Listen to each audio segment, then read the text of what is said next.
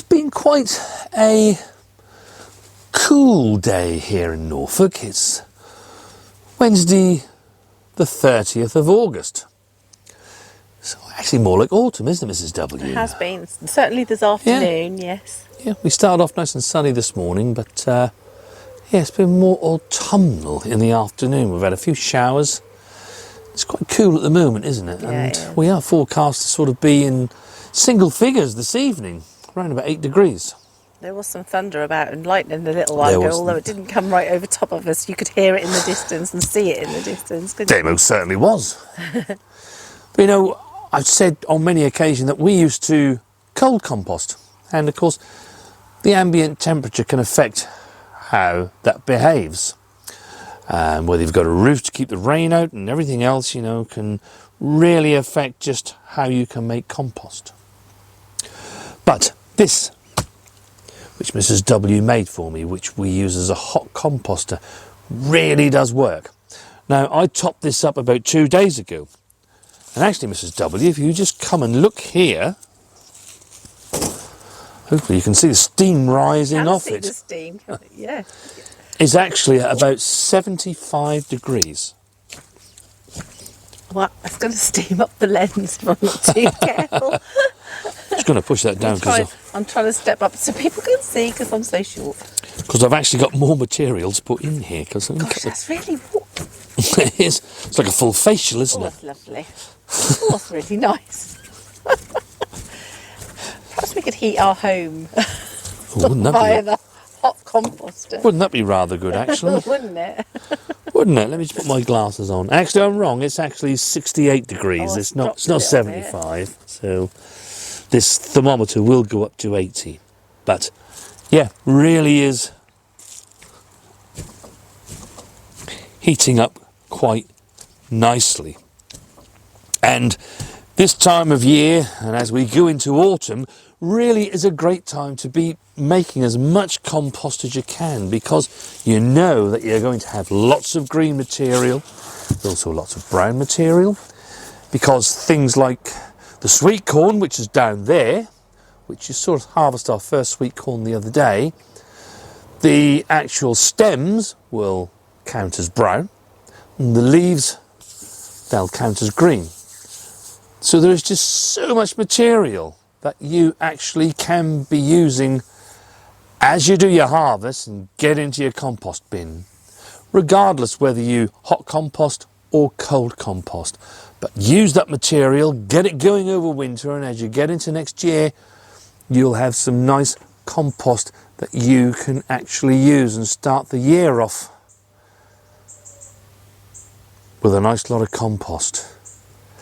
And it'll have the 12 months to actually mature and get ready, so that when we get to this time next year, hopefully you have a full bay of lovely homemade compost that you can use. Now, in today's programme, we shall reveal all regarding plot 5. The changes have been made. We've had the visitors to the No Dig Norfolk Garden. And we shall be really, really pleased to show you. We're really very proud about what has happened in plot 5.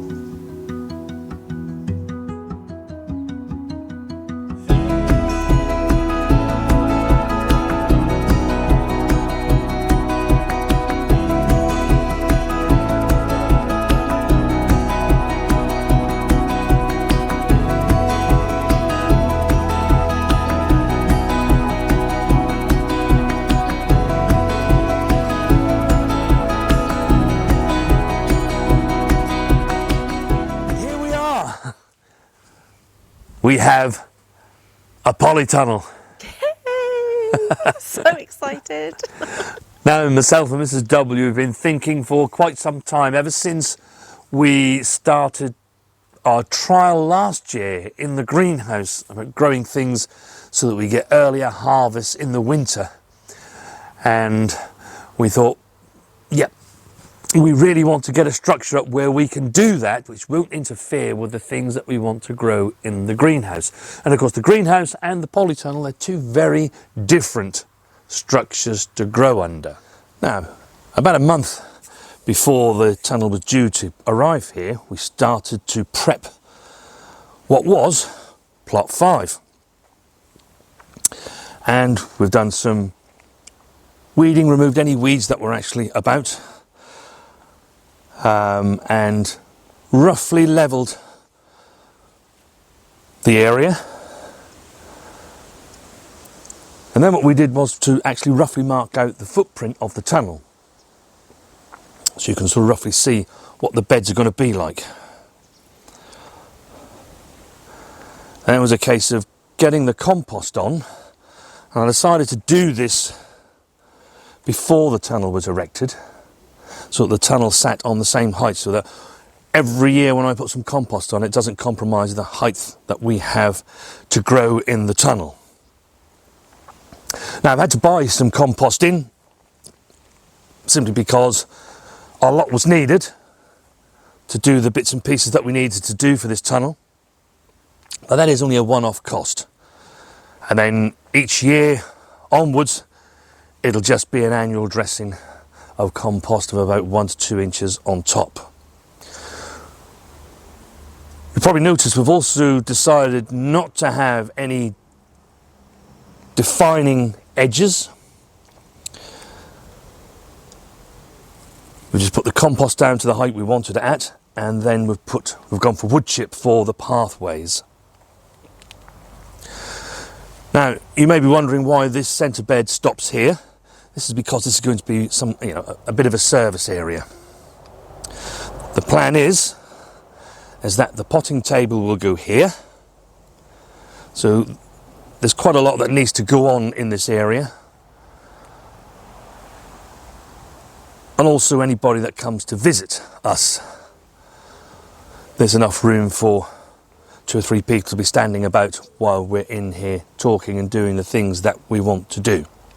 Now, if you remember, we had really quite a cheap polytunnel because we really wanted to try growing undercover and in a polytunnel.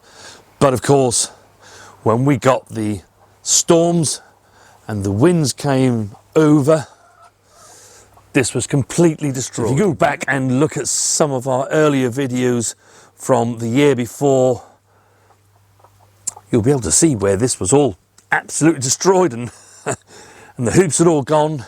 And I'd asked Mrs. W, can you do some repair job? Which he did. But it really wasn't fit for purpose for what we want to be able to do.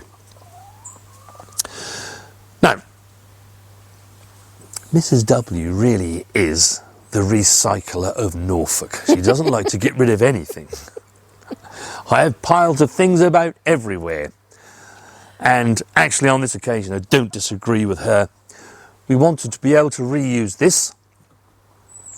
And if you remember when we were preparing the onions to go into storage, and we sat down there and I said, that's where the chickens used to be, and it was. And they had to go down there because of flock down and the bird flu that was about.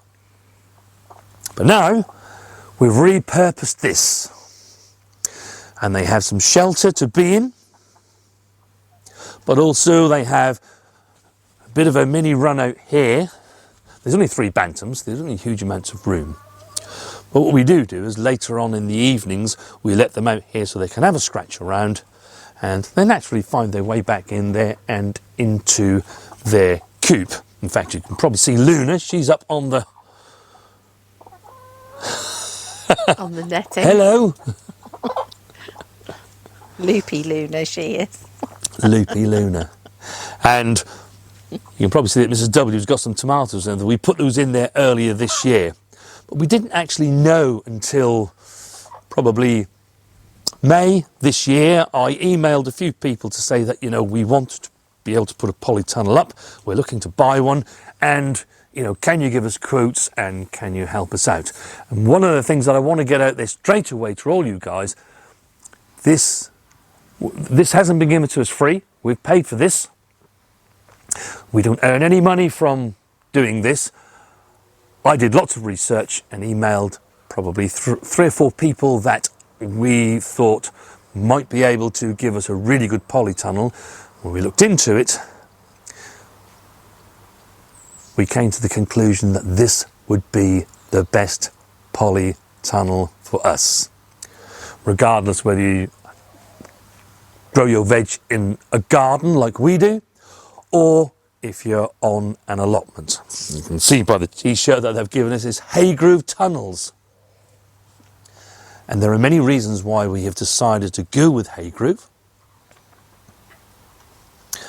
And in the next video in this series, we have been talking to both Tim and Mandy, and they agreed to come on film and kindly did a film with us because they can explain so much better the features and the benefits of this tunnel. But the standout points for myself and Mrs. W and why we went for this tunnel was, firstly, you got a proper door. It's 1 metre wide. So we can get in there and we can actually get our wheelbarrow in there and get the compost where we need it. And as you can see, we've got wood chip pathways. So this is a 4 metre by 6 metre, isn't it? It is a 4 metre by 6 metre. You're quite right, Mrs. W. And it fits in the space that we've got. And it gives us a really nice growing space. The second reason why we went for this is because most polytunnels are semicircular, and as they go over, they get lower. So they would normally start from here and then you start to get the curve and over they come. These tunnels, as you can see, they go up and then up towards an apex. Now I'm round about 5'11", and you can see that you know, you can grow your plants up here and they've got plenty of space to be able to grow. So that really attracted us to this particular style of tunnel. So as Mrs. W said, this is a 6 metre by 4 metre tunnel. It enabled us to have beds either side and also a central bed. And behind you. And of course, yes, behind me. But also it will enable us to be able to film better videos of sowing seeds and the propagation. We actually have a potting bench that's on the way. It didn't, they didn't have one with them today when they actually arrived, but we know we've got one coming, so that will be able to go in that space there.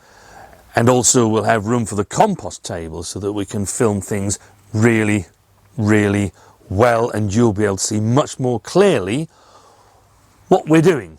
And the next video that we actually put out, which will be this coming weekend,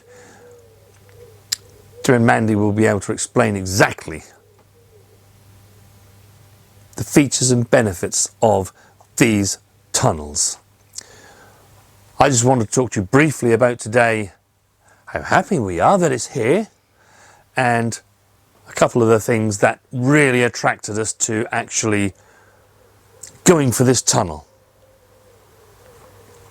As you know, if you're regular followers of our channel, you'll know that in the greenhouse we managed to last year actually raise some really great crops by overwintering things. In here this year, this is where we should be growing our shallots and our garlic and overwintering onions. And one of the first jobs we did back at the beginning of August was actually to sow that seed. So there's not going to be too long before it can go into these beds. We also want to get some carrots in here. As you know, if you're regular followers, you will know that we had carrots to eat back in April of this year. We'd only sown the ones that went out into the outside beds at the end of March, but by the The first week in April, we had carrots that we could pull from within the greenhouse.